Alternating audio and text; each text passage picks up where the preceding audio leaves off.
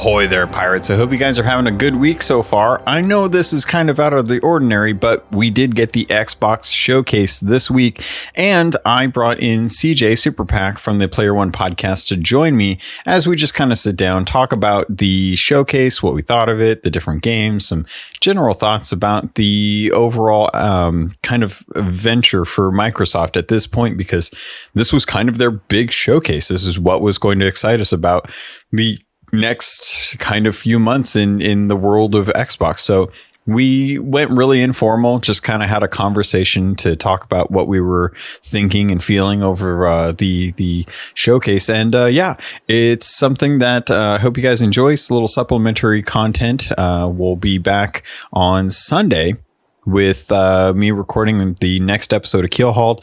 Obviously, we did have the patch pushed back, so we don't know all what's going on, but we did get a little bit of a tease. So here's looking to what we'll see next week when the actual patch comes out on the 29th. And until then, I'll see you guys later. So yeah, I'm curious, just off the bat, overall impressions on the actual event. Like, good event, bad event, so-so event. What did you think? I thought it was a good event, especially if you're already in the Xbox ecosystem or that you already have Game Pass. Yeah. It was basically an hour-long ad for Game Pass. Right? Yeah. Because everything that they showed is going day one into Game Pass. Everything to me looked pretty good. I don't even have to worry about buying any of these games because I'll already have access to them. So yeah, I'm good. I'm excited. I was pretty surprised by just how much was, I'll hold on to my thoughts real quick. I'm not going to jump ahead, but yeah, I was pretty impressed with the overall show of games. I was not expecting some of these games. Some of these games, I was like, nah, it's all right. It's not that big a deal. It doesn't seem like it's going to be. It seems like more AA games than like AAA games. So I'm kind of curious. Well, let me ask you this: okay. What defines AA? What's the difference between AA and AAA? Scope for you, I think, for the game. Yeah. Story, I think, for the game. And so I look at a game like what was the one that I was just looking at on the list here? The Gunk, Thunderful Publishing. Yeah. That looks like a AA game. It looks like it'll be a fun platformer, something that you could probably knock out in a week worth of gameplay. But it doesn't. I don't get the impression that I'm going to have like a AAA story type of experience with that kind of a game. That looks like a game that'll be good. That's true. Grounded. It's another one. It looks like a AA production. I know it's coming from Obsidian, but I know it's a smaller team. I don't expect that to be a game where I'm going to be like, man, that game just blew me away. Holy cow. So I see a lot of these games as kind of like AA experiences. They'll be enjoyable. They'll be decent. Not as far as like, I don't think you're going to run into too many hitches with playing them or anything like that. But I don't see them being the thing that's going to drive console sales, which I think was kind of the point of this whole video, this whole showcase. Like, I felt like the showcase was designed to give you an idea of why things are going to be awesome on the Series X and how you can access them all through Game Pass, which I think they won on the Game Pass. They definitely won me over. But I don't see anything outside of a few titles that were like really, really interesting.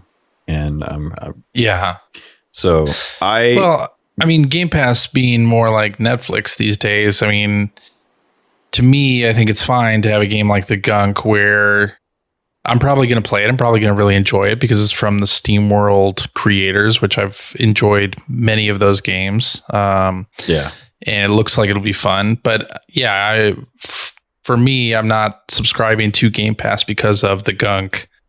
I'm subscribing to Game Pass and getting a Series X because of Halo Infinite. Yeah. And then everything else is sort of cake on top of that. Like, it'll be fun to try Grounded. I don't know if I would buy that game separately, but I'm definitely going to try it, and maybe it'll be fun. So, I mean, it feels clear to me that Game Pass is definitely a big win for Xbox. Like, they've found something that everyone can basically say, regardless of the platform that you're on, that Game Pass is probably the best deal in gaming right now. Like, there's just no other service out there that can compete with just how valuable Game Pass is compared to anything else. Like, it is what it was like going into a Blockbuster back in the day and just seeing a slew of possible titles that you could pick up off the shelf and go play at any given time. And, it was only going to cost you like $3 for a 3-night rental, or, $5 for the weekend, or, whatever it may be. If it's a new title, like, you had a plethora of games to choose from. And I get that feeling when I look at Game Pass. Like, I look at Game Pass and I'm just like, God, it's like, let's download that. Let's download that. Let's download that. Let's download that. Yep. And I'll hopefully have time to play 2 of these. But at least they're there. And so, did you want to get into? I guess I still have that question though. Like, I'm sold on Game Pass. But did the games shown to me show off what a Series X is going to do for me compared to like what I have now? I don't think so. But I think the difference is probably going to be something you're going to have to experience, like faster load time and increased frame rate, and those things are going to be things that you can't really show off in a showcase like this, right? Yeah. You just have to kind of show the gameplay, show the trailers, and hope people are in for that. I don't know. I think it's going to be very hard, even for Sony, to really, show why people should get a PS5 over just sticking with PS4. Like, I think the only game in Sony showcase that really truly showed that off was the Ratchet and Clank game, where you're going from environment to environment very quickly. And anything else they showed didn't. I mean, it looked great, but it didn't really have that sort of sales pitch either, really.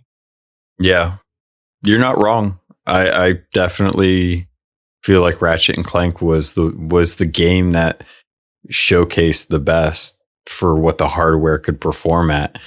I think at least with Halo, I got the sense that there was a big world there, and that they were trying to show. Now, part of the problem is that the map that they showed had these giant sections kind of like broken.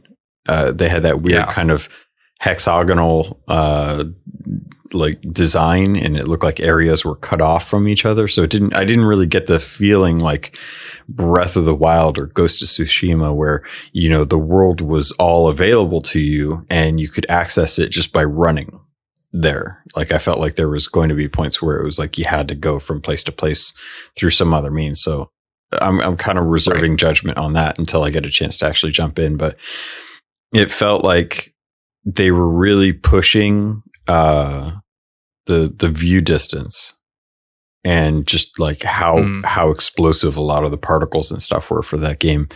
And a lot of friends that I have right now are scrubbing through videos, like scrutinizing over fidelity and how they feel like it just does not look like what they expected a next gen console launch title to look like. And I keep wondering, it's like, where's the trade-off? Because I feel like the trade-off is view distance and volumetric lighting and frame rate and resolution compared to the most realistic graphics you could possibly get. Yeah. I mean, I think the difference between console generations this gen to the next gen is going to be so small, at least initially, because a lot of these games were started before the hardware was finalized. So at least initially, we're going to see a lot of games that probably do look like last gen games. And in Halo Infinite's case, also run on last gen hardware, right? So yeah, I don't know that. I mean, I look at the footage of Halo Infinite, and to me, I'm not necessarily scrutinizing every bit of the visuals. I'm much more interested in how the game plays and looks in terms of the 100 feet radius around me. I'm much more interested in that, and in that respect, anyway, the Halo Infinite footage delivered quite a bit. Basically, showed Halo's greatest hits, like come out of the little ship, you find a warthog, you shoot some grunts, you see some elites. It was really the entire gamut of everything I wanted to see in Halo in like a 5-minute segment. Yeah, they really. I do have to hand it to the 343 team or whoever came up with this demo. Which, by the way, the fact that this demo did not get shadow dropped onto the Xbox, a huge disappointment there. Like seeing press hamburger button to start demo, I was like, oh sweet, we're gonna get a demo, this is gonna be awesome, I want to see the demo. And then they're like, right, no, this is just a demo for the sake of showing you. It's like, I didn't need to see the word demo. Don't tease me with that. But maybe that hints that there isn't a demo that exists that could potentially be put on Xbox Live prior to this coming out, because we still don't know the release date of this. We know it's coming for holiday, but that's it. Am I crazy? Does that still feel really weird that they're still being very mum on everything as far as like the release date and stuff? Like speculations out there, like November, with all the games that have been pushed back and are launching within like a 3-week period and at the beginning of November. But I don't know, man. I feel like they could have capitalized on the hype for this going into it and said like, all right, pre-orders are going live this date, and here's the price. But I think the difference is they spent an hour talking about games that come out in a week too, because Grounded was in there.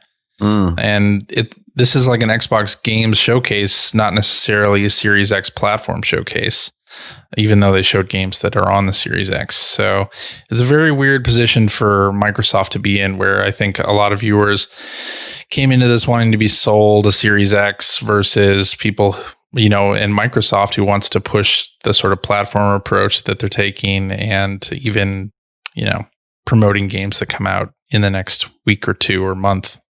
So, well, I feel like that's a difficult position. Yeah. I mean, I feel like that's kind of the where we're, it's a console gen year. Like this is the year that of any year that they could be pushing the service, this is probably the least interesting year to do that. Like they could have been pushing Game Pass any other year and I'd be like, cool, that's fine. It's good service. This is the year where I'm like, differentiate the console gen. Like I'm reading through the press release that they put out on Xbox's website that you gave me on the Xbox Wire, and I'm reading here that they're like, Destiny 2 Beyond Light's coming at no additional cost on Game Pass this fall. I'm like, that's an amazing deal. What I wanted to hear, which I didn't remember hearing in the actual showcase, was that Destiny 2 is going to be optimized for Xbox Series X with 4K resolution running at 60 frames per second. Right. That's a big deal for me. Just because it's like, I bought a Series X. I enjoy it. I've been playing Destiny now. I want to jump into the next expansion. But the fact that they relegated the 4K 60 frames per second bit to a press release kind of hurts me in that sense. I'm like, well, that doesn't make sense. And it's like same thing with Halo Infinite. They're locking the campaign at 60 frames per second. And I keep scrolling through here and I'm like, yep, 60 frames per second, 60 frames per second. They're talking about the stuff that I think a lot of the people that are buying the console want to hear about. But I don't feel like that was really hammered home in the press release or in the showcase. So I'm super confused on the messaging here.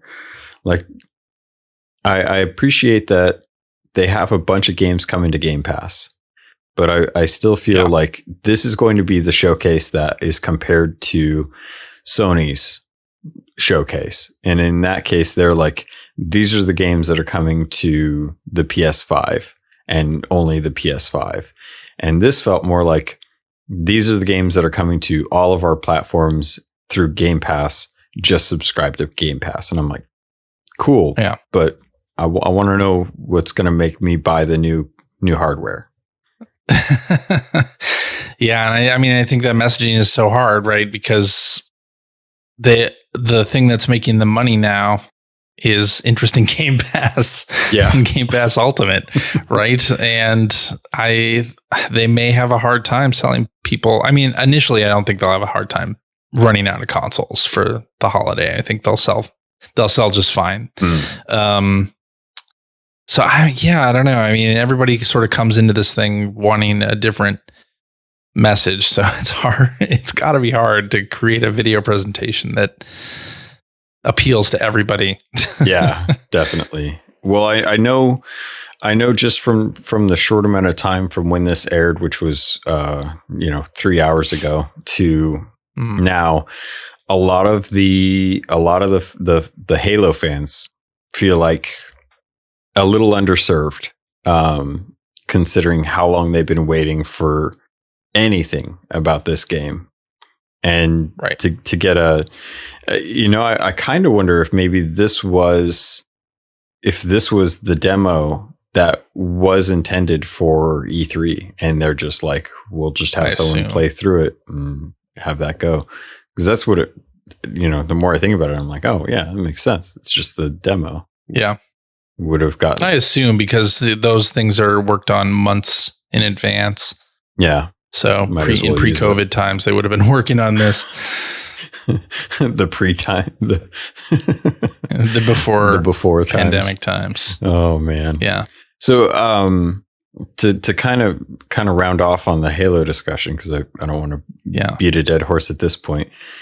Did the gameplay serve up enough action for you to be really interested and invested in it? Like, this is the last Halo that we're getting for some time. They've recently stated that they're not going to have a Halo 7, so Infinite's it. Do you feel like what you saw was fun enough, or was enough entertainment for you to jump in and enjoy the campaign and the multiplayer? Yeah, definitely. I think part of it is because I'm a casual Halo fan. Like, I really don't know anything about the lore of the game. Mm-hmm. I'm really there for the shooting and the warthog driving. So for me, they showed me everything that I need to know. Like, they don't need to show anything else of the campaign for me to be in. Mm-hmm. So yeah, and I know it's coming this year, so I'm fine with that. Yeah, I don't need to see anything more.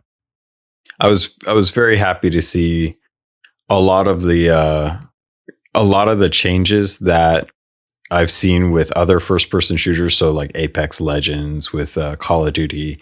There's been a lot of innovation in the FPS genre. Doom Eternal, I got serious Doom Eternal vibes from this, just based on the mobility and quick swap of weapons and stuff. And I love that idea that Halo's taking a little more from those genres, bearing in mind that I didn't play 5, so these could have been things. I know that a lot of this stuff is returning stuff, but I am glad to see that it's like you're getting a full kit, you're getting a full mobility built into this Halo game. And I think that's going to translate really well for folks that have been playing other first-person shooters who have become accustomed to things like hooks or grappling hooks and clamber and those different types of movement functions. So yeah, I agree. I think it looks great. I mean, of course, people don't have a demo to play, so they have to scrutinize the footage that Microsoft has released, and I'm sure there will be plenty of scrutiny on that footage on how good or not good it looks. But to me, that I don't know. That just seems so surface level. Like, I don't know. I mean, it's what they have to go on at this point. Like they at this point, yeah. Yeah. You know, without knowing more about the story, without getting a hands-on play of it, you know, it's hard for people to attach an emotion to a video. That I'm sure we'll get all that stuff though. Like this holiday 2020, this is the first gameplay we've seen. Like they're definitely gonna talk more about this and the multiplayer and all that stuff. So yeah, as a first look, I thought this did its job well.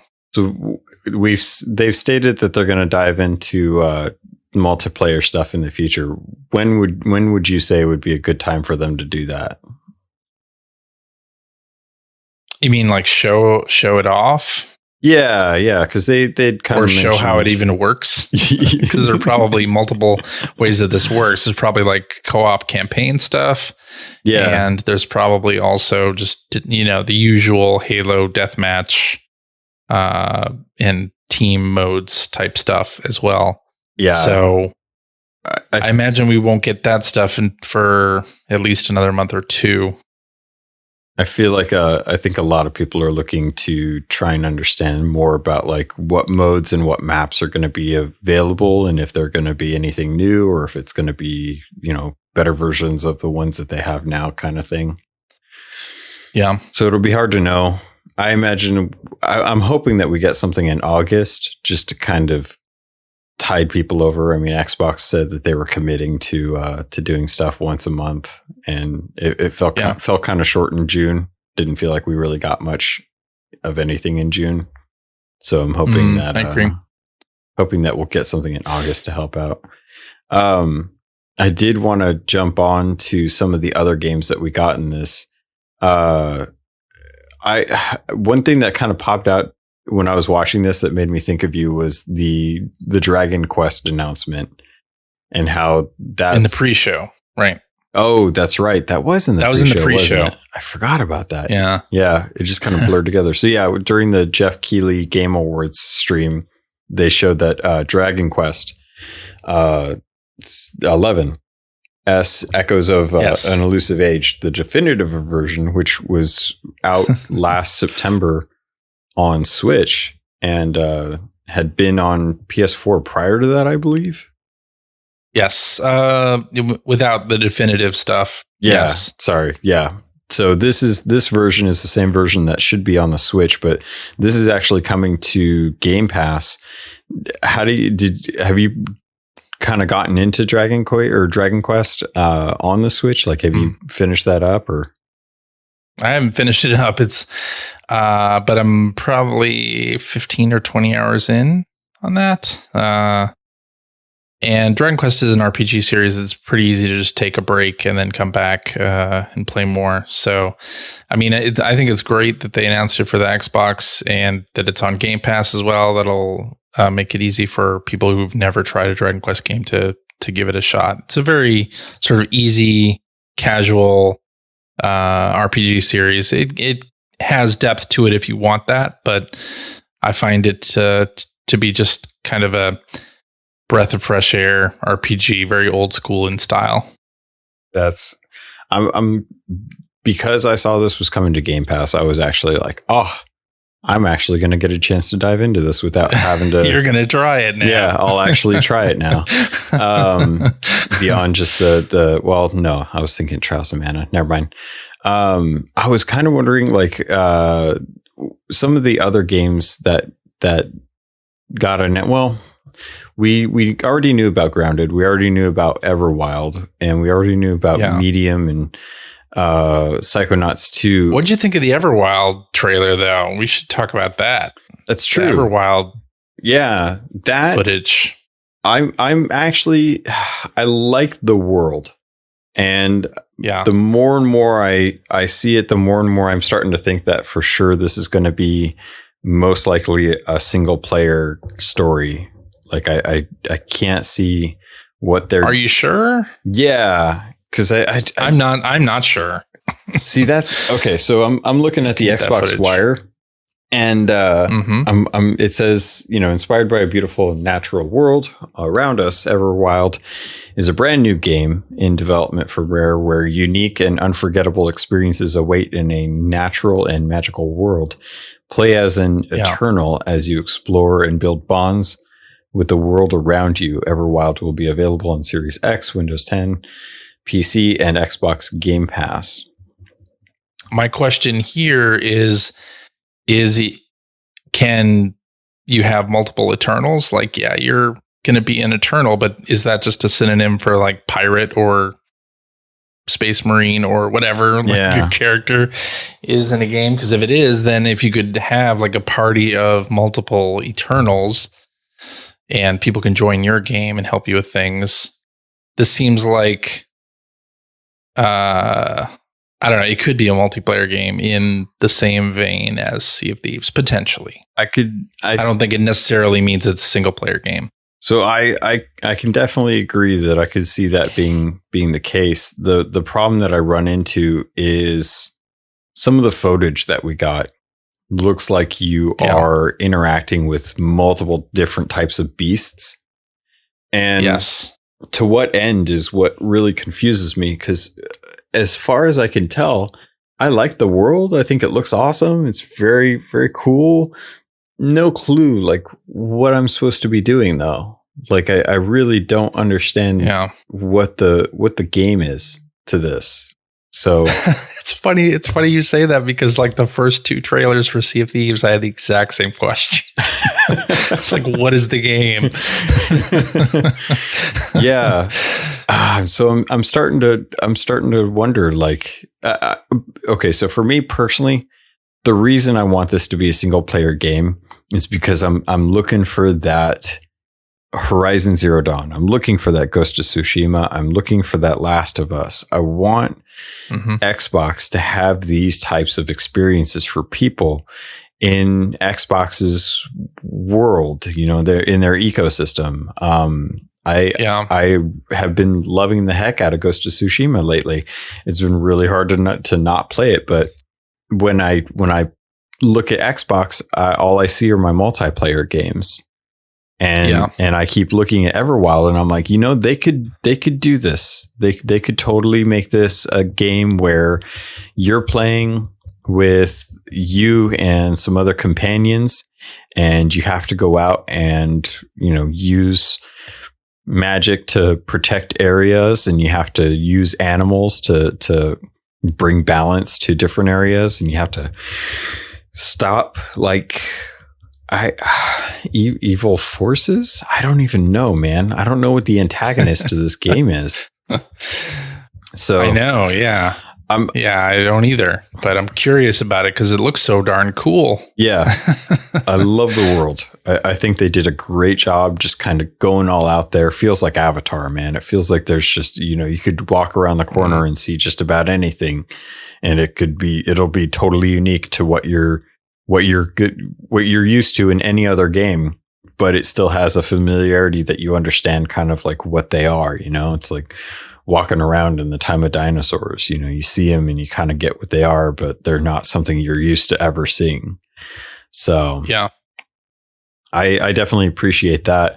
We did get a second trailer for the Medium, and last time we talked, that was kind of a big deal as far as like what it's accomplishing.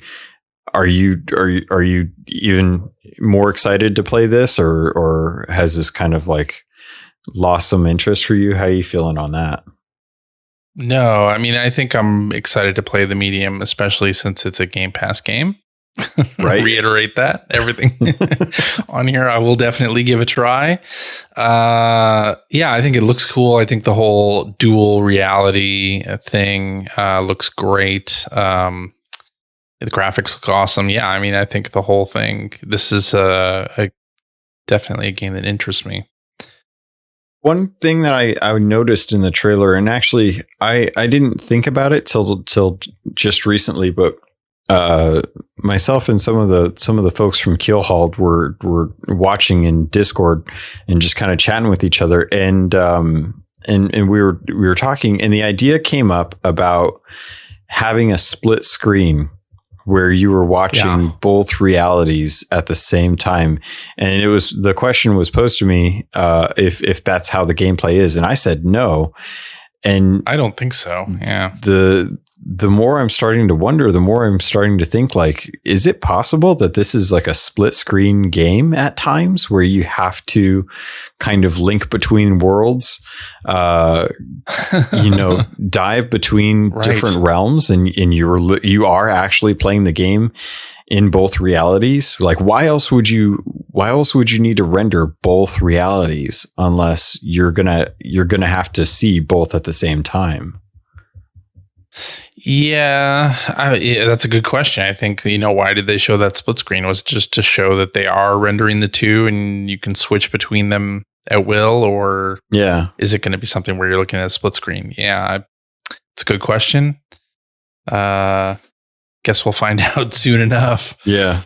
It looks scary to the point where I don't know that I'm gonna have the constitution to play it, but it's definitely one that I think is a really interesting approach to a game, which is something. It kind of falls in line with Hellblade: Senua's Sacrifice. Really weird game, kind of spooky, really unique to the platform though. Not something that I've really seen other games doing. What did you think about them kind of trucking out the old Forza Turn 10 Studios game? Well, the surprise on that one for me was that it's not coming out this year. It sounds like it's early in development. Versus like the last time we got a Forza game was, I believe, 2017. And it was a little shocking that they said it was early in development. Like, I would have thought Forza is one of those sort of franchises for Xbox that they'd wanted to be there at launch, but I guess not. So that looks good though. Yeah, that's kind of my take on it as well too. And that was actually something that I noticed a little bit with some of the games, like during the Sony showcase that they had. I kept thinking in the back of my mind, which of these games are actually launching on the console, like day one? Yeah. And as far as I could tell, it was really just Spider-Man Miles Morales' story. And I was watching this and I kept thinking, there's a lot of games like Forza not launch, which I would have put money down that Forza would have been a launch day. Like I expected totally that the Xbox Series X reveal video showed Halo Infinite, it showed a Forza game, and it showed FIFA as like the three things that were popping. I was like, cool, those are going to be the launch titles, I guarantee you. And the fact that Forza is not coming, I mean, it's kind of strange, but I mean, it gives room for Dirt 5. So at least there will be a racing game available for the system when it comes out. Yeah. So, well, and you'll probably have, Forza Horizon 4 will be backwards compatible. Yep. As well. Which I appreciate that. And one thing that I don't think that we touched on yet was the fact that Sea of Thieves, the game that we were both really in love with, is getting a pretty hefty optimization. Like, we didn't know about this going into it. I had suspected that ray tracing would be coming based on some of the changes coming, but yeah, they're going to be doing.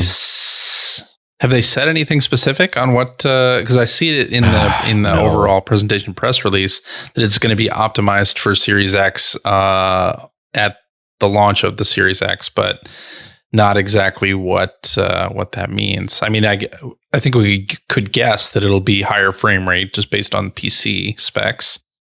Yeah, I haven't found anything specifically that talks about like what the changes are going to be. I think the Forbes article that I was reading earlier today just kind of touched on the fact that it will definitely be taking advantage of the new hardware. But if that, it does say that in the press release, yes, that it will, but it doesn't specify in what way it'll do that. I want to assume, and I know already that's a bad idea, but I want to assume that it's going to be 4K 60 because that's the thing that I feel like really differentiates between what it's like to play on PC and what it's like to play on console is the 30 frames versus uncapped.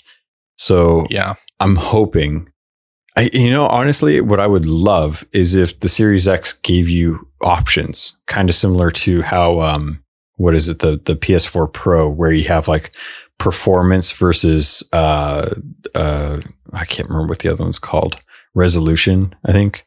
Yeah, performance and resolution. Yeah, you get the choice of, do you want higher frame rate or do you want higher resolution? I would love to see that feature come to Series X and just say like, hey, I want to be able to have this running at 60 frames per second. And if you can go higher, then cool, drop the resolution to like 2K. I'm fine with that. Yeah.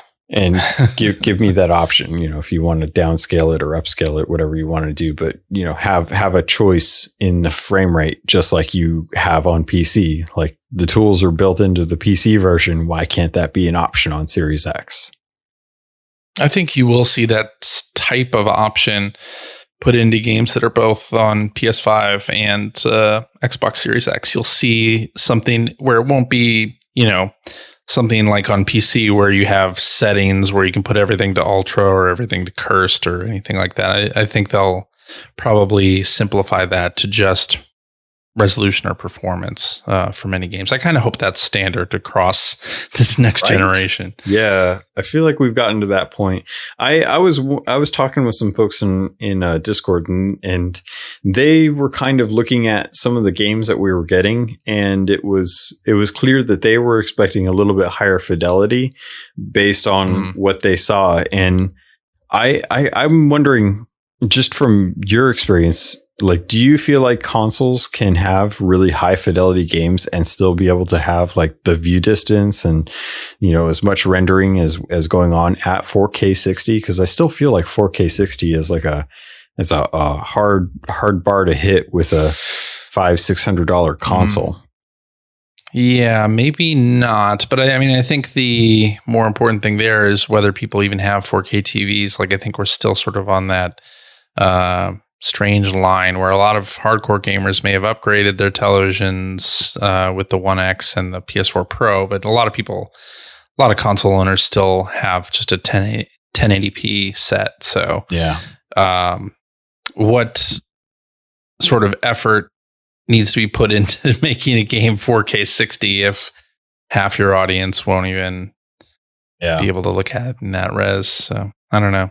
Well, what about 4K 120, like Ori and the Will of the Wisps? I think that'll be harder. I think that'll be much harder to do. I think Ori doing it is great. So for sure. When I watched that, so to talk about Ori a little bit, that's getting optimized for Series X, and they're going to be doing 4K 120 frames per second at a HDR and 120 hertz, which looks great when you have footage that's slowed down, and you can definitely see the frame jumps. I still don't know. I still don't know how much of a difference I notice between something that's 60 frames or 120 frames when it's playing naturally. Yeah, me either. Like, I feel like 60 is 60 and 30 is noticeable, but I don't notice 60 and 120. So I don't either. I'm in that same boat. I don't know. Maybe it's just specifically my vision, but I know some people can tell the difference, and that's great for them, but I don't see, like, if we're building games, like, do we need to go that high? Because it feels like people are wanting to push to 120, which cool if you're first person shooter and you got a mouse and you have, really, really good high DPI on your mouse and you can, take advantage of those frames. Consoles, I just don't see that being necessity though. And I don't know why that seems to be such a because of the controller. Yeah. Well, no, I mean, like, I don't know why that's such a strong talking point. Yeah. For people. Some of the other games that came out that I was kind of excited for, State of Decay 3. How about that? That was a pretty big surprise for me. And I loved the video that they showed. And I'm curious to know what like when that's going to be coming out, because State of Decay 2 is only 2 years old at this point, and they just released the Juggernaut edition. So yeah, like are they expecting this to come out in the next year or next 2 years? I imagine 2 years, right? Like have 5 years on probably State of Decay 2 at the bare minimum. But what does it mean for people that are playing State of Decay 2 if they're currently working on State of Decay 3 and they're hoping to get more content from State of Decay 2? Like what's the release cycle for updates going to be for that? And are they getting kind of shafted on this? Yeah, I'm curious to know that as well. I mean, I'm excited about zombie animals. That looks like it'll be fun. A fun, interesting new wrinkle to State of Decay. Yeah, for sure. I don't know. I did not like that deer, dude, or that elk, or whatever it was. No, it was freaky. It moved. Yeah, it moved fast, which is number one on my list of no-nos for zombies. I hate fast zombies. And for 2, it was clearly like half decayed or half destroyed. Like it could take. It looked like it took some damage, which already I'm like, no. If I can't kill it quick, I don't like it. So that's like 2 things on my list of no-nos for zombies. Like I want to be able to kill them fast, and they should move slow. Yeah, that's how I feel about my zombies. Yeah. I'm kind of freaked out already just from that video. Like it was like the worst case scenario. I'm like, oh, cool. It's got 4 legs, so it moves fast, and it's undead, and it can take damage. Sweet. I'm not going to play this game. Don't worry about it. I'll have new vehicles that you can use to run them over with. Yeah. Ooh. It'll be fine. You know, that if I had, I would actually play that then. If I could at least get into that. One of the things that I was actually kind of interested in was Avowed. I think this will be the game that I think a lot of Skyrim fans will want to go towards, at least until the next Elder Scrolls games comes out. Because I mean, at this point, who knows when Bethesda is actually going to make another game if they want to chance it. So I think Obsidian's going to kind of take the reins on RPGs. They've got Outer Worlds now, which has got the next expansion, or the first expansion, I should say, coming out, which looks awesome. And now Avowed. How do you feel about Obsidian being like the go-to RPG like studio for Xbox? Do you think they'll be able to handle that mantle well enough? I think they will. Yeah. I think, sort of freed from the shackles of another publisher, and I'm sure that Microsoft is going to give them as much funding as they want to make this thing. I think this could be a big feather in the Xbox cap. People love Skyrim. People love Obsidian's fantasy stuff. I think this looks cool. Obviously, it's just a first trailer. It seems like this is probably years off at this point. Oh, really? I don't know. the description of it is just in the press release is Obsidian Entertainment's next epic first-person RPG set in the fantasy world of Eora, and that's it. Yeah. So it doesn't really say anything about the game whatsoever. So I don't know that we can expect anything in terms of when this thing will be out or any of that. Well, we know that Obsidian's got at least 3 teams going right now. They've got the I just blanked on what it was. Outer Worlds DLC team. Outer Worlds. They've got the Grounded team, which I know is a small team. And they've got the this team, which is making their next RPG, which is a first-person shooter. Looks awesome. Do you think this is the same team that would be working on a Pillars of Eternity, or do you think that they're making another Pillars game as well? I actually don't know the answer to that because I'm not really an Obsidian diehard or anything. So, I mean, I love Outer Worlds and I like Grounded, but those are like my first real interactions with their games, honestly. Really? Okay. Yeah, I mean, I'm in this. I'm not a huge Skyrim fan or anything, or I'm not even an Elder Scrolls fan. So this particular game wouldn't be on my list, but obviously it's a big attraction for a lot of people, you know.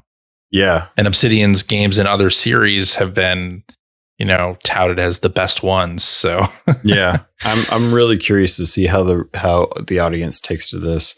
How did, like, we've got Avowed, and we've got the Outer Worlds DLC. Are you going to dive into the Outer Worlds DLC? I want to, yeah. So it's Perils of I definitely want to. Perils of Gorgon, which is coming out September 9th, which I'm actually looking forward to. I think it'll be good. I think from what I've sounds like you can do that completely separately, or you can do it during the course of playing the Outer Worlds as well. Like, it sounds like a pretty smooth transition into the DLC. I think it's kind of funny that they have a bit of a scary DLC coming right around the same time that No Man's Sky is releasing a scary DLC. And right. It's really funny. Well, that's already out now, right? The No Man's Sky. Oh, is it out? Okay. Out. I haven't updated it, so I haven't gotten a chance to check. I knew it was coming soon, but I didn't know it was that soon. And then, so getting back to the idea of like games that were kind of Metroid Prime forward, Fable was like the last thing that was on this showcase, and I'm glad that Playground Games is, you know, showing what they're working on. But I mean, I'm so confused. Like, did you play through the Fable games? I played like the first two games. I think they were okay. Not really in my wheelhouse. They were okay. As I understand it, I like the humor in this trailer, though. The fairy flying around and then gets eaten by a frog. I loved that. So if they're able to sort of capture that same style of humor from the trailer, then I'm definitely down with trying it, and it's on Game Pass, so I don't even have to worry about that. Right? Yeah, that's this is really an hour-long promotion for Game Pass, right? We're all in agreement on that. I don't see how anyone could argue otherwise, because that's pretty like everything. I was just like, oh sweet, I'll have to try that when it comes out on Game Pass. So yeah, I'm glad that Fable's coming out for the folks that are hardcore about the Fable. It was always one of those series that I wanted to jump into, but for whatever reason, I never got to actually play through them. And I always wondered like how it played out, because the premise was so unique when the first one came out, like the idea that you would, you know, your actions would turn you either evil or good. And I always wanted to try that out, but I never got an opportunity. So I have no attachment to the Fable series, but for some reason, a lot of folks are really interested in this. So I don't know. Maybe I feel like I'm missing out. Maybe I need to go jump into Fable 3 or something. And get a better sense of what this game series is about. Yeah, it sounds like this is a complete reboot, since it's not numbered. But I was wondering about that. Not sure, because taking these same ideas from the first game, or what Peter Molyneux wanted the first game to be, and doing it in a different way, or I'm not sure. Yeah, I think you're right on that, because I have a feeling that of all the things they could do, I feel like a reboot would be a great way to try and take the premise and capitalize on the idea of good versus evil. And that was kind of what I got from the trailer, was like, you know, your story is not written. It's not a linear path. You kind of make your choices as you go along. And the humor in this was great. So I hope they do that. That was one of the, what was it? The Warhammer game. I can't remember what it was called. They had the guy with the Dark Tide. Thank you. That the guy with the light he could not get his light on his gun to work, and the one dude just walks by and smacks it and it starts working. Like, I love that. I want that in more games. Can we have better comedy in games? Because it works so well. And yeah, I agree. I haven't gotten to play much of Vermintide, but that's another one of those that, like, the Warhammer games. I'm just like, yeah, it's so cool. It's so close to Blizzard Warcraft and stuff that I'm just like, it's got a little bit of science, it's got a little bit of magic, and it's got a whole lot of awesome that I'm just ready for. Yeah. So I'm trying to think if there's anything else. Was there anything that stuck out in your mind that you wanted to talk about? Because I feel like I got everything out of my system, but I know that there was a ton of other games coming out. I mean, I was happy about the Tetris Effect announcement, the connected version of it, because Tetris Effect on PS4 is just a great game, and the fact that they're adding co-op and competitive online modes to it is going to be great. Is that something that's like the Tetris 99 on the Switch online? Maybe. I don't know. I don't know. It sounds like you'll be playing Tetris with more than just 4 people. So maybe. I don't know. Tetris 99 is its own sort of separate beast. Yeah, it's an interesting it'll be take. interesting to see how this works with multiple players. I'm sure Enhance will have a interesting take on multiplayer for this. Yeah. Phantasy Star Online 2 New Genesis was interesting because Phantasy Star Online 2 just launched on Xbox and Windows PC. Yeah. And so I don't know what this is, but I'm very interested because the graphic style seemed like they were doing sort of a throwback to the original Dreamcast game, more so than Phantasy Star Online 2 does by itself. Yeah. But it had the same HUD as Phantasy Star Online 2, so I'm not sure where this falls. If this is a new game or expansion to the existing one, I'm not sure, but I'm all in for more Phantasy Star Online because that's just a fun series. It always makes me think, every time I see Phantasy Star Online 2, it always makes me think of Skies of Arcadia. And I always conflated the two when back in the day. So this one, just from the little bit of blurb that they put on the Xbox Wire, it's online action RPG. It's kind of the character customization and battle action style of RPG, and this is apparently the latest entry to the series or to the universe. Yep. So I'm guessing brand new game. DLC. I don't know. So because they've done since the game came out in Japan in 2012 or 2013, they've done 4 expansions to it already. So 4 or 5 expansions. So I mean, this could be one of those. I don't know. We'll just have to see. But then the other thing is the game from Square Enix that is being helmed by Yuji Naka and Oshima, who are the original Sonic Team folks. Yeah. Balan Wonderworld. So very interested to see more of this. I mean, it looks like a 3D platformer from the early 2000s, and I kind of like that. I'm interested to see what else. It looked very late 90s, early 2000s, but that's something I'm definitely into. So I was really surprised by and I don't know where that guy got his top hat, but man, that top hat was on point. I would love to have that, but you're not.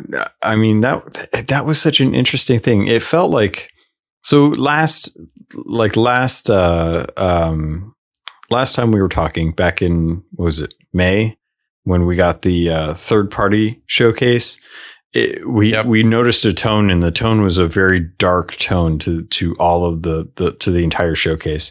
This one, it felt like it was a lot more just quirky to me. Like everything that we saw was all kind of quirky stuff. Like it wasn't and not as violent too. Yeah, it felt like a lot was more just like, hey, there's a bunch of adventure games coming out, and we're going to be doing third person platforming games. So those are what you can expect with this generation as well too. So I'm excited because I'm like, cool. Well, that kind of breaks away from the idea of Xbox just being an FPS console, and it'll be interesting to know like how these are going to land.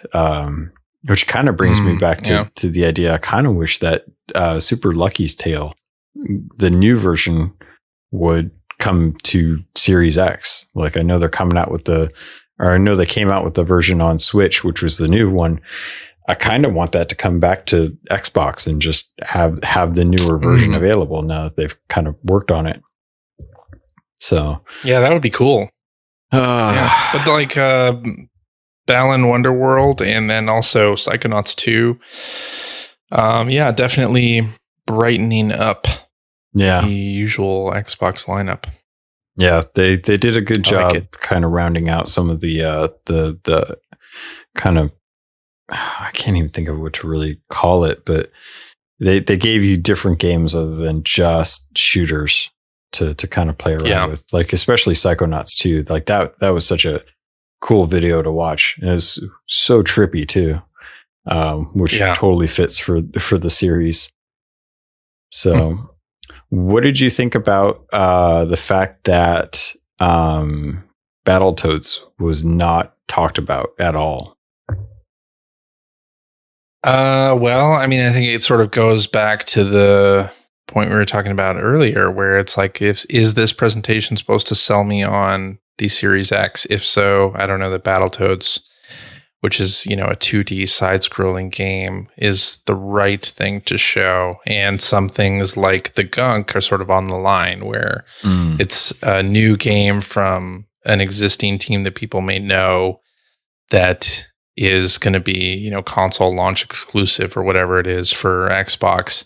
And that makes the cut versus Battletoads, which is, it's going to be there and people are going to get excited about it maybe, but it's a 2D game that is definitely not stretching the bounds of what the Series X can do. So, I'm not surprised that it wasn't part of it. Although we did get a shot of a Battletoad in the Grounded trailer, right? There was a Battletoad toy. Oh yeah, that was a good little Easter egg for there. I kind of hope that's all throughout that whole game. I just hope that there's that'd be great, little goofy things in there from other franchises on the Xbox ecosystem that are just kind of you just stumble upon. Really hope that like a Master Chief helmet or something. Yeah Maybe a Warthog toy that you can actually use. That would be great. Oh, that'd be great. I would love that. So overall, I really have to agree with you, man. I didn't think about it till you said it, but you're 100% right. This was an hour long ad for Game Pass, because I'm sitting here looking at the fact that I spent $30 on Destiny 2 expansions only for them to come to Game Pass now in September. And I'm like, great. Well, I don't have to buy the next expansion because that's coming to Game Pass as well. And I'm like, well, they've got cross save compatibility for your Guardians. So it's like, why would anyone on PlayStation, if you have an Xbox, why would you buy Beyond Light on your PlayStation if you have Game Pass? Like you're good. Like you don't have to worry. Right. Even if you're on PC, if you've got an Xbox, right? Even if you're on PC, I guess, if it's coming to Game Pass, then boom, you're done. You don't have to buy Beyond Light, which really sucks for all the people that spent $70 on that digital deluxe version to get those exotics and stuff. I feel bad for those people. Yeah. Because they just... Plus, you'll be able to stream it to your phone on xCloud. Which, now that you mention it, holy cow, yeah. No information about xCloud, like how that's going to work on iPads or iPhones. Like we know it's getting included. Yeah, that's sort of unknown. Do you remember the date on when that's coming? September.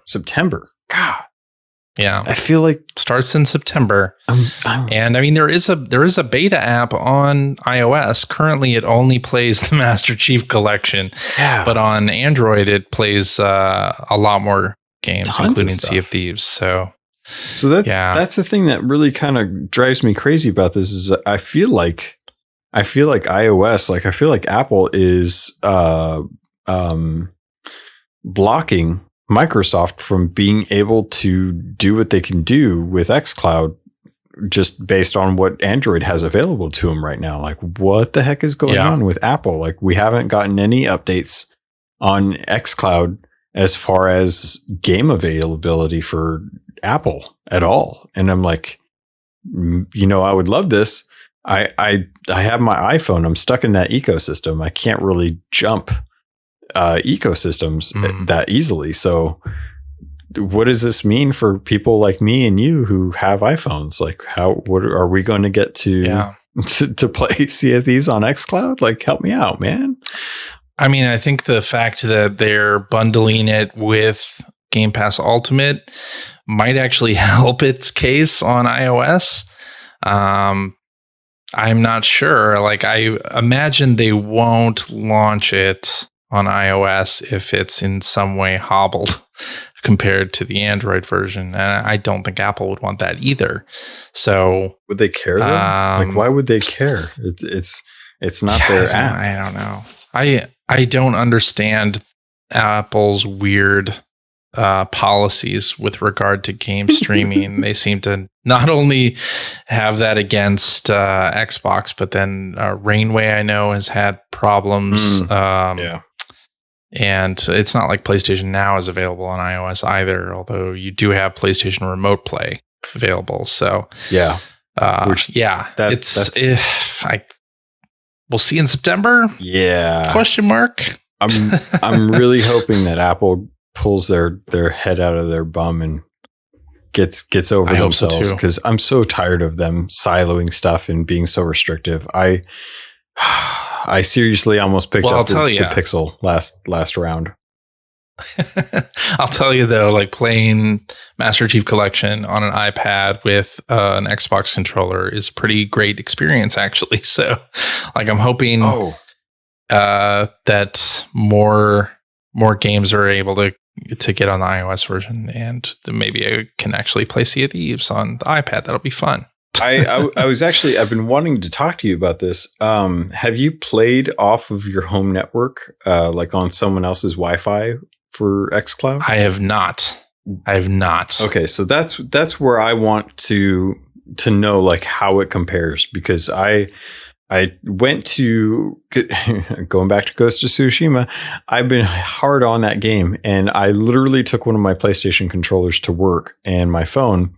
And I jumped on the guest network that we have at work and tried to link up to my PlayStation. And I was able to do it for the most part, but I had to drop the quality down to 540p to be able to have it stream.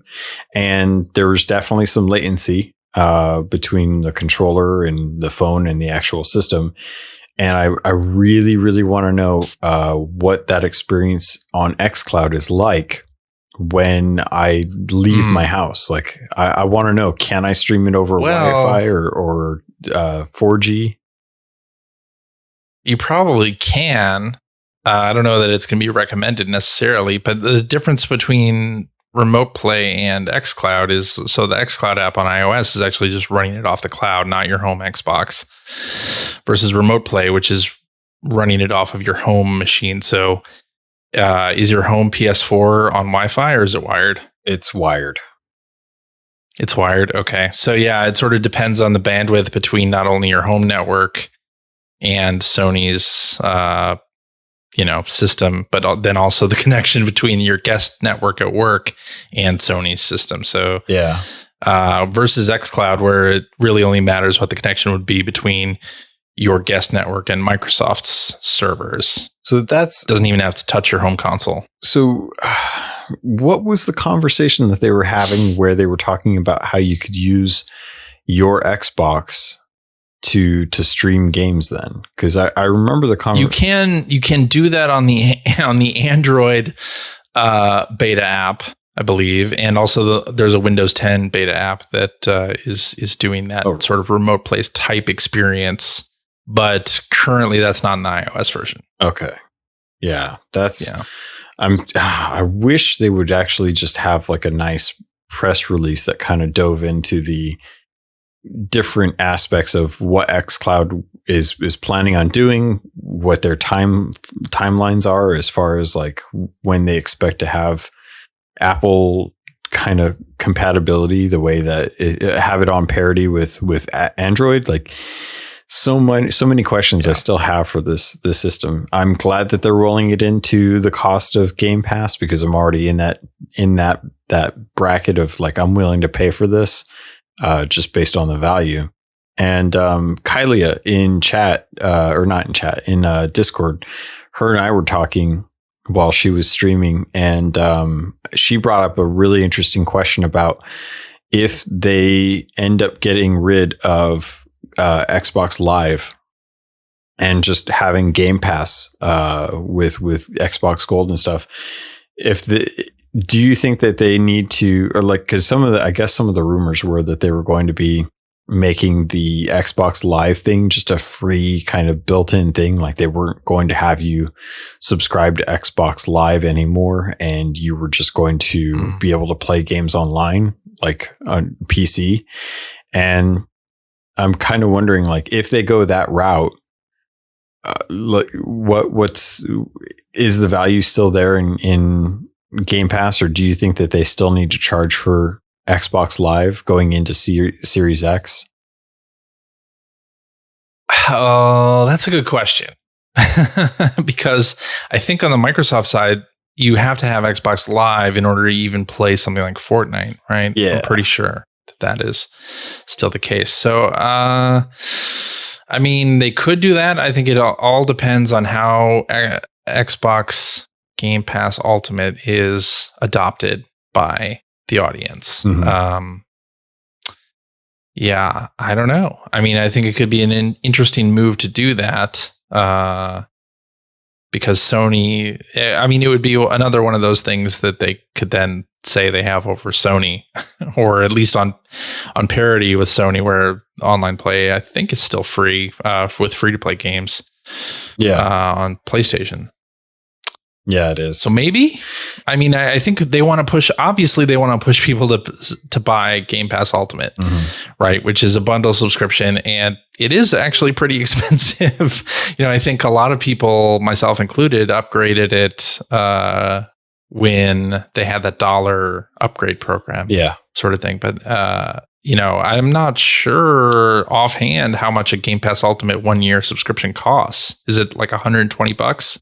It's I never did the math. I pay for the Game Pass monthly, because I never had the years of live that I could convert. I literally bought, right. So I bought into Game Pass for PC for $5 when they had that deal going on last year, and I was playing that up until June when I got my Cyberpunk edition. And then I upgraded it to the Ultimate.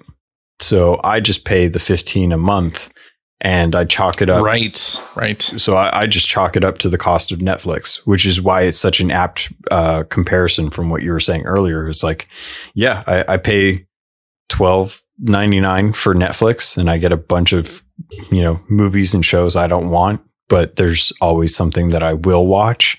And there's old classics on there that I'll totally watch. And same thing with Game Pass. Like I have a lot of games that I would love to jump in and play, and there's a bunch that I will never touch. And then there's some oldies that I'll dive into if I get a chance. Yeah, $14.99 a month. So yearly it's, expensive. Yes. Let's just say that. Yeah. And obviously I think they want to push people towards that, because it seems to be a service that people like. I know I myself am getting a lot of value out of it, even just counting Microsoft first party releases and not having to buy those straight up. So it's 3 full. I mean, if you're paying $15 a month, it's like three full games. Yeah. And if games go up to $70, then that's 3.5 games worth of value at that point. So I mean, if you were to play three full price games for an entire year, which that's super easy to do, then you've already at least gotten the value out of the game. But so that's where I kind of that's where I see the value is like, it's easy for me to pick up 3 games and justify that cost, not to mention the discount that I get on anything that's in the store most of the time anyway. Just because I have Game Pass, I get that like extra 10% off anything in the store. So I mean, and to me, I do wonder if Xbox Series X plus Game Pass is going to be desirable for people who have been in the PlayStation ecosystem for this previous gen. Like, when you look at what you're going to pay, let's say I'm looking to get a new console this holiday, and it's either going to be PS5 or Xbox Series X. And let's say PS5, so I buy a PS5 and then I have to buy the first party games outright for $60 each versus an Xbox Series X, or I can buy the console. I can pay the $14.99 a month, or get a year of Xbox Game Pass Ultimate and play all the first party releases, a huge back catalog of stuff. Yeah. Have the PC games included as well. To me, it starts to be a pretty good deal. Yeah. Yeah. I don't know.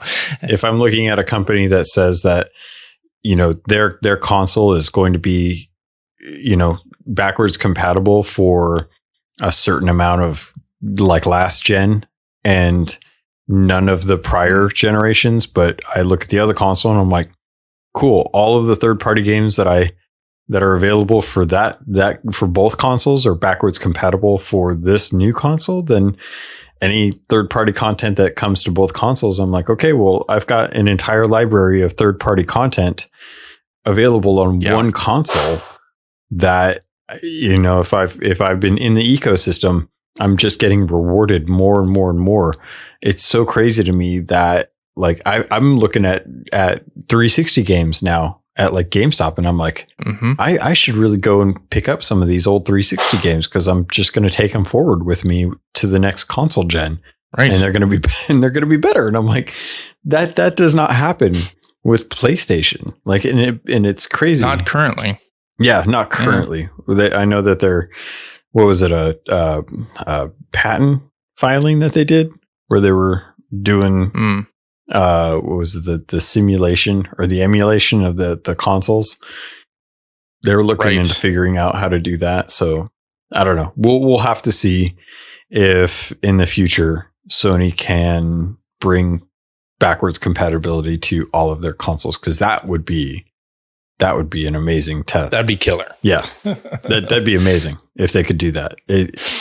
It's one of those things that I don't see them pushing because it seems like they're so focused on this next gen being the best of the best. And why would you want anything less if you can have the best?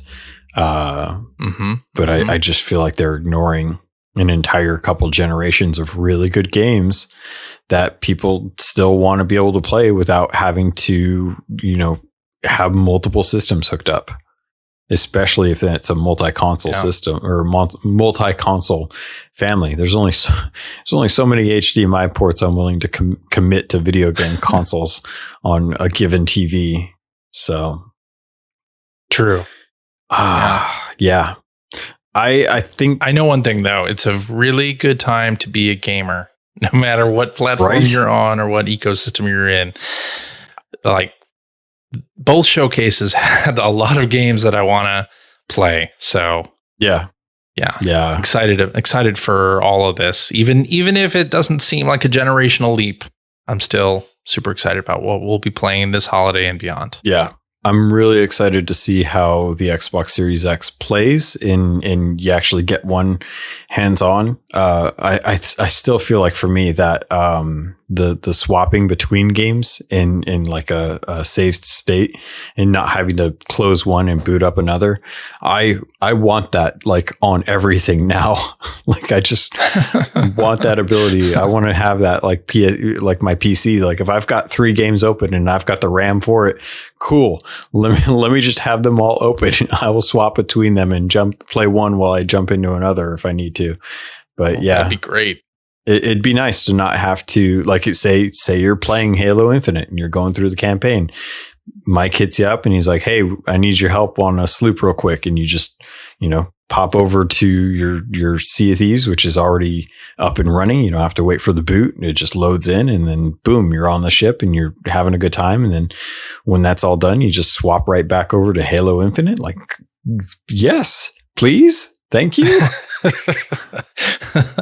This future sounds too good to be true. Hopefully it will be that good, but I really hope so. Yeah. Overall, good showing.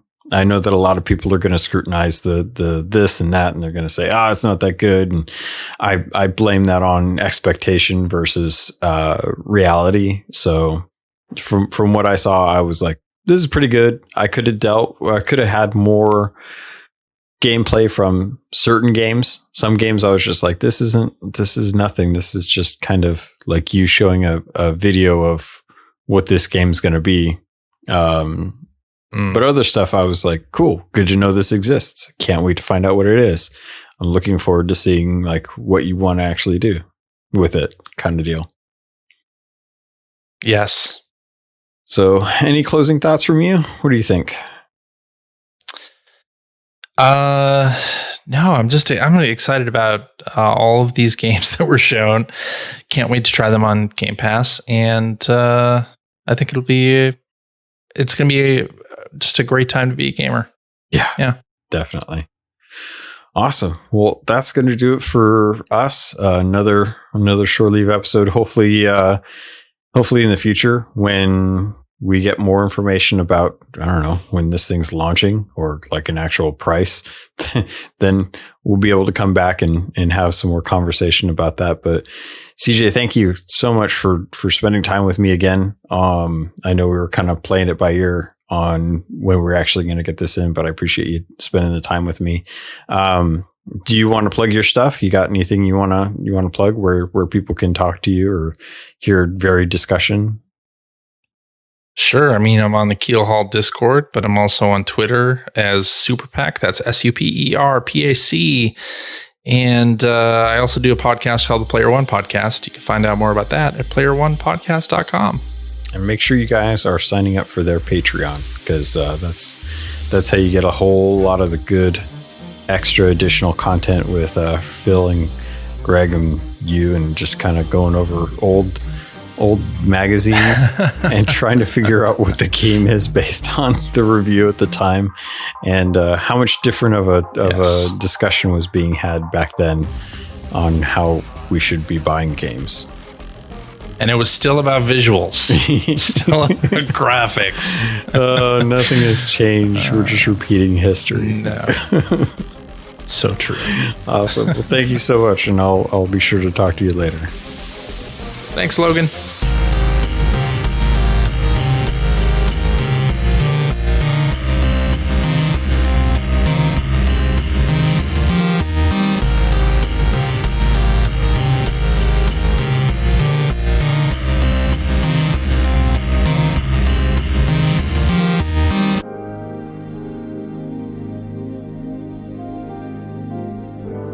You've been listening to a Robots Radio podcast. Smart shows for interesting people. Check out all the shows at robotsradio.net.